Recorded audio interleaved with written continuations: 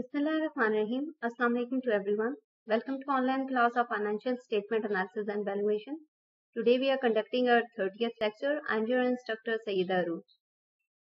Class, we will continue the topic financial decision making, where today we will discuss about the dividend decisions and working capital decisions. Dividend decision क्या होता है? ऐसा financial decision जहां पे जब business को earning होती है, प्रॉफिट होता है, वो रेवेन्यू अर्न करते हैं, तो उसके बाद उन्होंने ये डिसीजन लेना होता है कि उन्होंने अपने शेयर होल्डर्स को इस प्रॉफिट में से कितनी अमाउंट देनी है। तो वो जो अमाउंट वो डिस्ट्रीब्यूट करते हैं अपने शेयर होल्डर्स के दरमियान, उसको हम डिविडेंड बोलते हैं और ये डिविडेंड डिसीजन कहलाता है। डिविडेंड आपके जो बिजनेस का जो profit at the end after paying all the expenses, जैसे कि इनकम स्टेटमेंट में हम सारे operational expenses, finance cost, tax सब पे करके एट द एंड जो अमाउंट हमारी नेट इनकम होती है, उसके बाद हम डिविडेंड पे करते हैं। वो हमारी नेट इनकम जो बिजनेस एंजॉय करता है, जो बिजनेस के ऑनर्स एंजॉय करते हैं, वो अमाउंट हम एज अ डिविडेंड पे करते हैं, अपने शेयर होल्डर्स के दरमियान डिस्ट्रीब्यूट करते हैं। और कंपनीज को इसका एम ये होता है कि एक तो पर्पस ये होता है कि अपने शेयर होल्डर्स की वेल्थ मैक्सिमाइजेशन करना। कोई भी शेयर होल्डर जो आपके बिजनेस के अंदर इन्वेस्टमेंट करता है, उसका मेन पर्पस ये है कि उस इन्वेस्टमेंट के ऊपर वो रिटर्न अर्न करे, और वो return in form of dividend होता है। तो डिविडेंड से आपकी शेयर होल्डर की वेल्थ मैक्सिमाइजेशन होती है। फैक्टर्स कौन कौन से हैं जो डिविडेंड डिसीजन को, जब आप डिविडेंड डिसीजन ले रहे होते हैं, तो अफेक्ट करते हैं? सबसे पहले अर्निंग्स। ऑब्वियसली कंपनी की जितनी अच्छी अर्निंग्स होंगी, जितनी स्टेबल अर्निंग होगी, उतनी वो डिविडेंड जो है वो डिक्लेयर करेंगे अपने शेयर होल्डर्स के लिए। तो डिविडेंड डिक्लेरेशन जो है वो डिपेंड करती है कंपनी की स्टेबल अर्निंग के ऊपर, कि आप कितना अच्छा अर्न कर रहे हैं और फिर उसको किस तरह, कितने बेटर वे में डिस्ट्रीब्यूट करते हैं। Second, stability of the dividends. Companies generally follow the policy of stable dividend, कि आप एक सेट पैटर्न के साथ डिविडेंड जो है वो डिक्लेयर करते रहे, एक सेट टाइम पीरियड के अकॉर्डिंगली आप जो डिविडेंड डिस्ट्रीब्यूशन है वो करें। तो एक उसकी स्टेबल पॉलिसी नजर आनी चाहिए कि कंपनी जब इन नॉर्मल सर्कमस्टांसेस के अंदर, जब वो एक अपनी जो बिजनेस के अप्स एंड डाउन्स हैं, उनसे हट के अगर नॉर्मल स्टेबिलिटी, नॉर्मल परफॉर्मेंस के साथ अगर बिजनेस अपना आपका चल रहा है, तो अकॉर्डिंगली फिर आप उस बिजनेस में से जो आपकी earning at the end profit है उसको आप डिक्लेयर करते हैं एज अ डिविडेंड और डिस्ट्रीब्यूट करते हैं। तो डिपेंड करता है कि आपकी बिजनेस कितना स्टेबल है, और फिर उस स्टेबल बिजनेस के ऊपर आपकी डिविडेंड डिक्लेरेशन डिपेंड करती है। और फिर आप स्टेबल पॉलिसी को फॉलो करते हुए, ये नहीं कि आप किसी एक साल के अंदर डिविडेंड पे किया और फिर आप 2-4 साल आप उसको भूल जाएं और फिर उसके बाद फिर आप डिविडेंड पे करें, तो वो एक स्टेबिलिटी नहीं होगी। तो जब आपकी अर्निंग्स अच्छी हैं और आपकी बिजनेस जो है वो स्टेबल है, नॉर्मल मोड के अंदर है, तो आप फिर अकॉर्डिंगली डिविडेंड डिक्लेयर करते हैं। Then growth prospect. जब आपका बिजनेस, क्योंकि आप फोरकास्टिंग करते रहते हैं, प्रोडिक्शंस होती रहती हैं, अपॉर्चुनिटीज आती रहती हैं बिजनेसेस के पास, तो जब कोई इस तरह का मामला हो जहां पे बिजनेस का कोई ग्रोथ प्रोस्पेक्ट नजर आ रहा हो, कुछ अच्छी अपॉर्चुनिटी नजर आ रही हो, तो इस केस के अंदर फिर कंपनीज अवॉइड करती हैं डिविडेंड डिक्लेयर करने में, और वो जो प्रॉफिट उन्होंने अर्न किया होता है उसको रिटेन रखते हैं, जिसको हम रिटेन अर्निंग भी कहते हैं, और उसी को री इन्वेस्ट करते हैं। और फिर ऐसे केस के अंदर वो फिर डिविडेंड बिल्कुल पे नहीं करते, या करते हैं तो कम अमाउंट के अंदर करते हैं, कम डिविडेंड डिक्लेयर करते हैं। ये भी हो सकता है कि आपके जो जस्ट प्रेफरेंस शेयर होल्डर्स हैं जस्ट उनको पे करें, और जो आपके कॉमन स्टॉक होल्डर्स हैं उनको पे ना करें। तो ये डिपेंड करता है कि उस पर्टिकुलर सिनेरियो क्या है उस कंपनी का, और फिर क्या ग्रोथ प्रोस्पेक्ट के अंदर, क्योंकि आपने इन्वेस्टमेंट करनी है, आपने पैसा लगाना है, आपको फाइनेंसेस की जरूरत है, तो इट्स बेटर कि आप अपनी जो अर्निंग है, जो प्रॉफिट है, जो रिटेन है आपके पास, आप उसी को इन्वेस्ट करें rather than going for outsourcing या डेट इक्विटी की तरफ जाने से बेहतर है कि आप रिटेन अर्निंग्स को इन्वेस्ट करें। तो इस वजह से जब आपका अपॉर्चुनिटी हो तो तभी आप डिविडेंड डिक्लेयर हो सकता है या नहीं हो सकता, या कम होगा या ज्यादा होगा, तो डिपेंड करता है इसके ऊपर। कैश फ्लो पोजीशन, जब आपके बिजनेस की कैश फ्लो पोजीशन अच्छी होती है आपके तो अकॉर्डिंगली फिर आप डिविडेंड जो है वो डिपेंड करता है उसके ऊपर, और फिर आप डिविडेंड डिक्लेयर करते हैं। फॉर एग्जांपल डिविडेंड डिक्लेरेशन जो है वो आपका कैश आउटफ्लो है, तो आपकी एडिक्वेट कैश आपके पास इतनी होगी तो आप कैश आउटफ्लो आप कर सकेंगे। तो डिपेंड करता है कि आपके कैश फ्लो की क्या सिचुएशन है, कंपनी के पास कितना फ्री कैश फ्लो है, और फिर वो अकॉर्डिंगली उसको डिक्लेयर करेंगे। Then comes preference of the share holders.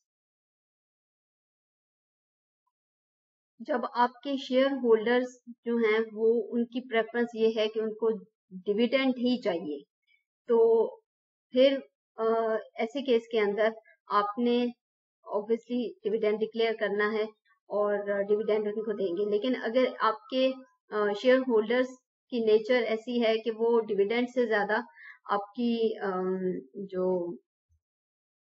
Company के अंदर कंट्रोल और इंटरफेरेंस का को ज्यादा प्रायोरिटी देते हैं, और वो ज्यादा ये एक्सपेक्ट करते हैं कि अगर इस डिविडेंड को अगर वो विड्रॉ कर ले इस टाइम के ऊपर और इसी को रिटेन रख के या री इन्वेस्ट करके, तो फिर नेक्स्ट प्रोजेक्ट के अंदर उनको ज्यादा रिटर्न मिलेगा। तो ये डिपेंड करता है कि आपके शेयर होल्डर्स की किस तरह की प्रेफरेंस है, वो क्या चाहते हैं।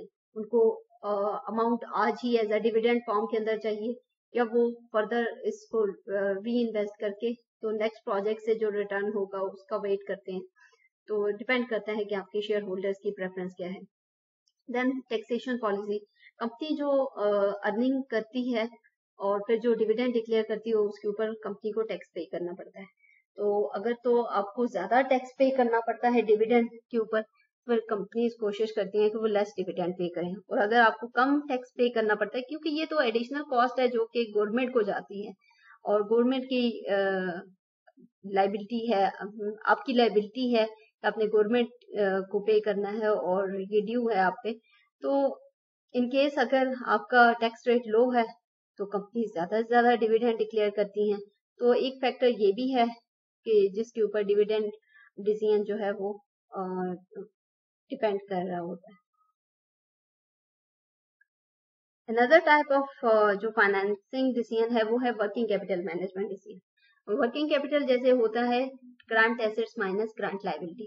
अब इसमें long term nature, fix nature, capital nature की चीजें नहीं है, इसके अंदर करंट नेचर की चीजें हैं जो इमीडिएटली आपको डिसीजन लेने पड़ते हैं।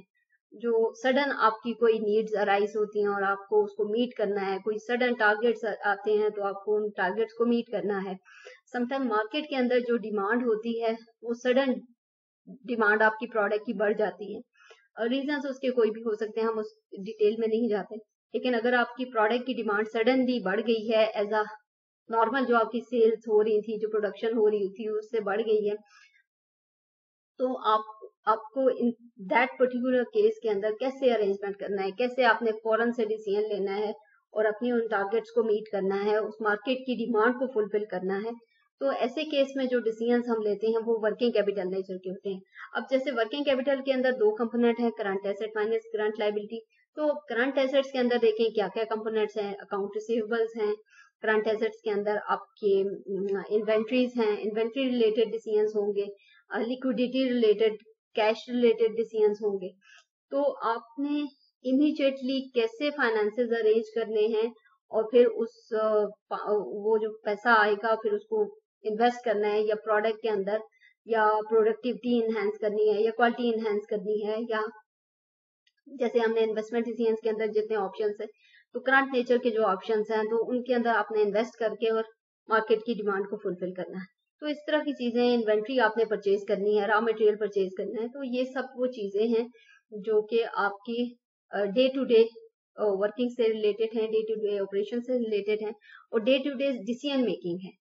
ये आपके लॉन्ग टर्म नेचर के नहीं है, ये आपके मंथ्स के, 3 मंथ्स, 6 मंथ्स। तो इमीडिएटली आपको ये सब डिसीजंस लेने पड़ते हैं और फिर अकॉर्डिंगली आप आप अपने टारगेट्स को मीट करते हैं और फिर रिटर्न उसके ऊपर अर्न करते हैं।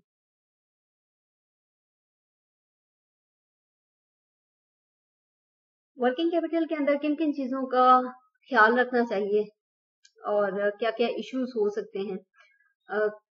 जैसे करंट एसेट्स के अंदर इन्वेंट्री है तो हमें कितनी इन्वेंट्री चाहिए उसका हमने ध्यान रखना है। अब जितनी रिक्वायरमेंट है उसके मुताबिक हमने चीज परचेज करनी है। जैसे हमने फाइनेंसिंग डिसीजन में बात की थी कि जितना हमें फाइनेंस चाहिए होता है हम उतना ही लेंगे और उसको फिर उसका इमीडिएट यूटिलाइजेशन उसकी करनी है, ये नहीं कि डेट लेके रख दिया। तो इसी तरह आप इन्वेंट्री लेंगे तो जितनी आपको रिक्वायरमेंट है और जितने टाइमली आपने उसको अरेंज किया वो चीज मैटर करती है। जो करंट नेचर की जो ऑपरेशंस हैं उसके अंदर और करंट नेचर के जो डिसीजंस हैं उसके अंदर आपने फिल फोर डिसीजन लेने होते हैं और उसको इमीडिएटली इम्प्लीमेंट करना होता है और तभी आपको उसका रिजल्ट जो है वो पॉजिटिव मिलता है। तो कितनी इन्वेंट्री हमें चाहिए आपने ये डिसाइड करना है कि कैश के ऊपर आपने कितना काम करना है, क्रेडिट सेल्स कितनी करनी है, क्योंकि अकाउंट रिसीवेबल की फिर बात आ जाती है। तो आपके पास अगर अकाउंट रिसीवेबल्स आपके एक्टिव नहीं होगा, साइकिल आपकी कलेक्शंस नहीं होगी, कैश इनफ्लोज नहीं होंगी, तो आपका बिजनेस लिक्विडिटी क्रंच के अंदर चला जाता है। फिर आपने कैश को प्रॉपर मैनेजमेंट उसकी करनी है। Effective administration of bills, receivables and payables, obviously एक बैलेंस होना चाहिए। आप पेबल्स का साइकिल एक्टिव है, आप पेमेंट कर रहे हैं, मींस कैश आउटफ्लो हो रहा है, रिसीवेबल्स नहीं हो रहे आपके, कैश अकाउंट रिसीवेबल्स के अंदर नहीं हो रहे, तो आपका कैश इनफ्लो स्लो हुआ है, कैश आउटफ्लो फास्ट है, तो आपका लिक्विडिटी क्रंच हो जाएगा। तो इस तरह की जो प्रॉब्लम्स हैं, जो इश्यूज हैं, उनको एड्रेस करता है working capital management decisions. Then investment of the surplus cash, अगर आपके पास कैश इनफ्लो है, सरप्लस में पड़ा है, फ्री कैश फ्लो है, तो आप उसको इन्वेस्ट करें। अगर नहीं इन्वेस्ट करेंगे तो ऑब्वियसली फिर आपको उसके कॉन्सिक्वेंसेस बेयर करने पड़ेंगे। और तो पैसा रखना नहीं होता बिजनेस के अंदर, एक साइकिल के अंदर उसको मूव करना होता है। तो जब तक वो मूव रहेगा, वो एक्टिव रहेगा, तो आपको वो अर्निंग देता रहेगा, वो रिटर्न मिलता रहेगा आपको। लेकिन अगर सरप्लस कैश रख के आप बैठे हैं, बिजनेस को री इन्वेस्ट नहीं कर रहे, उसको रिटेन अर्निंग्स पड़ी हैं, तो आपको एट सर्टन टाइम आपको फिर जो लॉसेस हैं वो बेयर करने पड़ते हैं। What should be the total investment in working capital of the firm, कि आपने वर्किंग कैपिटल में कितनी इन्वेस्टमेंट की हुई है, करंट एसेट्स के अंदर कितनी इन्वेस्टमेंट की हुई है। अब जो हमने लास्ट टाइम बात की थी कि जो investment decision financing liability side से करते हैं, तो एसेट साइड पे उसकी इन्वेस्टमेंट होती है, तो आपने उस एसेट साइड पे करंट एसेट्स के अंदर कितनी इन्वेस्टमेंट की हुई है, इन्वेंट्रीज के अंदर कितनी है, आपके अकाउंट रिसीवेबल के अंदर कितनी अमाउंट स्टक है, आपके बाकी कैश वगैरह प्री पेमेंट्स आपने कितनी की हुई हैं। तो ये सारी वो सारे कंपोनेंट्स ऐसे हैं कि जो आपकी जो जहां पे आपने पैसा लगाया हुआ है और उसका रिटर्न आ रहा है या नहीं आ रहा, या उससे कैश इनफ्लोज हो रहे हैं या नहीं हो रहे, तो ये सारी आपकी कॉस्ट बेनिफिट एनालिसिस है इस इन्वेस्टमेंट साइड का, करंट एसेट्स का, करंट नेचर की जो ऑपरेशंस हैं उनका। What should be the level of the individual current asset, कितने आपके पास होना चाहिए, कितना करंट एसेट्स होने चाहिए, कैश में कितना होना चाहिए, इन्वेंट्रीज कितनी होनी चाहिए, रिसीवेबल्स के अंदर कितना होना चाहिए। तो उसकी करंट जो लेवल है वो हर एसेट का कितना होना चाहिए, वो उसके ऊपर आपके जो डिसीजंस होंगे वो वर्किंग कैपिटल डिसीजंस के अंदर है। What should be the relative proportion of the different sources of finance the working capital requirement, और जो अगर सडनली आपको इन्वेंट्री शॉर्टेज है तो आपने इमीडिएटली कैसे उसको फाइनेंस करना है, शॉर्ट टर्म बोरोइंग्स लेंगे, इक्विटी की तरफ जाएंगे, किस तरह उसको मैनेज करेंगे, कहाँ से अरेंजमेंट करेंगे, रिटेन अर्निंग्स हैं तो वहां से करेंगे, ऑनर्स का कैपिटल इन्वेस्टमेंट है उसके अंदर कोई ऑनर्स का खुद से उनकी सेविंग्स से वो उसको इन्वेस्ट करेंगे, कैसे उसकी फाइनेंसिंग कहाँ से होगी और फिर उसकी इन्वेस्टमेंट आपने कैसे करनी है। What should be the firm's credit policy while selling to the customer? Credit discount दे रहे हैं नहीं दे रहे, आपकी क्रेडिट पॉलिसी बहुत स्ट्रिक्ट है, बहुत फ्लेक्सिबल है, बहुत लीनियंट है, वो डिपेंड करता है। क्रेडिट पॉलिसी के जितने भी डिसीजंस होते हैं वो वर्किंग कैपिटल डिसीजंस के अंदर आते हैं। सो कहने का ये मतलब है कि जो वर्किंग कैपिटल के अंदर दो कंपोनेंट्स है, करंट एसेट्स, करंट लायबिलिटीज, तो करंट एसेट्स के जितने डिसीजंस हैं करंट एसेट्स के अंदर जो जो कंपोनेंट्स हैं उनसे रिलेटेड डिसीजन वो वर्किंग कैपिटल डिसीजन। जो करंट लाइबिलिटी से के अंदर जितने कंपोनेंट्स हैं, पेबल्स हैं, बोरोइंग्स हैं, शॉर्ट टर्म बोरोइंग्स हैं, उनकी बाकी अकाउंट पेबल्स हैं, तो जितनी भी आपकी इस तरह की डेफर्ड टैक्सेशन वगैरह इस तरह के जितने भी इश्यूज हैं वो सारे वर्किंग कैपिटल नेचर के हैं। उनसे रिलेटेड जितने डिसीजंस होने हैं वो वर्किंग कैपिटल नेचर के हैं। और ये फर्दर उनको इलेबोरेशन या उसकी थोड़ी उसको फर्दर स्पेसिफाइड करती है। What are the possible source of raising short term finance. जैसे अभी मैंने एग्जांपल दिया, अगर इन्वेंट्री शॉर्ट हो गई या आपकी प्रोडक्शन रुक सकती है तो आप उसको उस प्रोसेस को के अंदर विदाउट ब्रेक एनी आप अरेंजमेंट फौरन से कैसे करेंगे, तो उसके अरेंजमेंट के लिए आपको फंड कैसे रेज करने हैं, किन सोर्सेज से अरेंज करने हैं, वो डिसीजन लेना। In what proportion should the fund be raise, debt से करना है, इक्विटी से करना है, कितना डेट से करना है, कितना इक्विटी से करना है, तो ये सारे डिसीजंस जो हैं ये आपके वर्किंग कैपिटल नेचर के। What should be the optimum level of cash and inventory, आपका इन्वेंट्री कितना आपने रखनी है, कितना आपने साइड पे कैश रखना है इन केस अगर आपकी इन्वेंट्री शॉर्टेज हो जाती है तो आप इमीडिएटली उसको परचेज कर सको, तो आपने कैश इन्वेंट्री का एक लेवल रखना है। What should be the firm's credit policy while selling to customers, आपकी क्रेडिट पॉलिसी लीनियर है, फ्लेक्सिबल है, स्ट्रिक्ट है, वो उसके ऊपर आपके अकाउंट रिसीवेबल्स बहुत डिपेंड करते हैं। जब आपकी बहुत ज्यादा स्ट्रिक्ट क्रेडिट पॉलिसी होती है तो ऑब्वियसली फिर आपकी सेल्स सफर होती हैं, और बहुत ज्यादा लीनियर क्रेडिट पॉलिसी होगी तो फिर आपके अकाउंट रिसीवेबल्स बहुत ज्यादा होंगे, क्योंकि आपसे क्रेडिट पे सेल्स तो हो जाएंगी आपकी, लेकिन उन सेल्स का रिटर्न आपको टाइमली अगर नहीं मिलेगा तो ऑब्वियसली फिर कस्टमर जो आपका बिजनेस है वो लिक्विडिटी क्रंच उसके अंदर आ सकता है, क्योंकि करंट नेचर है, अकाउंट रिसीवेबल आपके करंट एसेट्स हैं, तो वहां पे आपका कैश इनफ्लोज कम होंगे तो आपको कैश शॉर्टेज हो सकती है। तो इस तरह आपकी जब कैश, क्योंकि साथ साथ बिजनेसेस के इनकम आती जाती है और साथ साथ हमारे एक्सपेंसेस भी होते हैं, हमने वो डे टू डे एक्सपेंसेस वो बेयर करने होते हैं, और अगर एक टाइप पे आपके इनफ्लोज नहीं होंगे तो और आपके आउटफ्लोज होते रहेंगे, कैश आउटफ्लोज हो रहे हैं, तो ऑब्वियसली एक टाइम आएगा जब आप कंपनी जो है वो लिक्विडिटी क्रंच फील करेगी कि अब उसके पास फर्दर इतना पैसा नहीं होगा कि वो अपनी लाइबिलिटीज को पे कर सके, तो उसके लिए फिर उसको फर्दर कोई फाइनेंसिंग अरेंजमेंट कोई सोर्सेज देखनी पड़ेगी।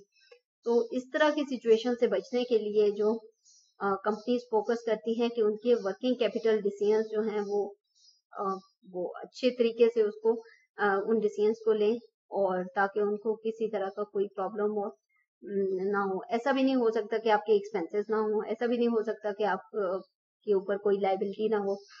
बिजनेस का ये like assets and liabilities are एक दूसरे के लिए लाजिम मलजूम जैसे हैं, कि जहां पे आपकी फाइनेंसिंग होगी तो उसकी इन्वेस्टमेंट भी होगी, एसेट्स होंगे तो लाइबिलिटीज भी होंगी, तो ऐसा नहीं हो सकता कि एक्सपेंसेस ना हो या कॉस्ट ना हो, उस तरह तो फिर आपका बिजनेस चल ही नहीं सकता। तो एक बैलेंस चाहिए होता है इन दोनों को स्मूथली रन करने के लिए, किसी भी बिजनेस को स्मूथली रन करने के लिए एक बैलेंस चाहिए होता है एसेट साइड और लाइबिलिटी साइड।